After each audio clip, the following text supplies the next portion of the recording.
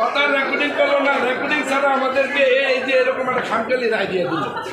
গত 14/6/2023 তারিখ রাত্রে আনুমানিক 1 ঘটিকার সময় শ্যামল ব্যাপারী মুন্সিগঞ্জে আসামিরা শ্যামল ব্যাপারীকে হত্যা করার পরে এই মামলাটা গত 15 তারিখে মুন্সিগঞ্জ সদর থানায় এই মামলা দায়ের হয়।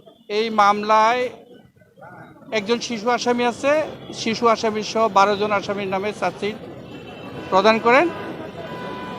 33 জন সাক্ষীকে এই মামলায় সাক্ষী হিসাবে চার্জশিট অন্তর্ভুক্ত করেন। 33 জন সাক্ষী থেকে আমরা বিজ্ঞ আদালতে 27 জন সাক্ষীকে আদালতে উপস্থাপন করি এবং এই সাক্ষীর আলোকে আজকে এই মামলাটি বিজ্ঞ আদালতে রায় প্রচার করেন।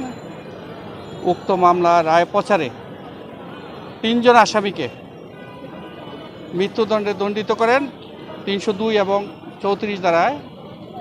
302 এবং 34 ধারায় অপরাধী সাব্যস্ত করে 3 জন আসামি, এক শাহাদাত ব্যাপারী, জাহাঙ্গীর ব্যাপারী পলাতক, ইব্রাহিম ব্যাপারী পলাতক, এই 3 জনকে মৃত্যুদণ্ড দেওয়া হয় এবং বাকি 8 জন আসামিকে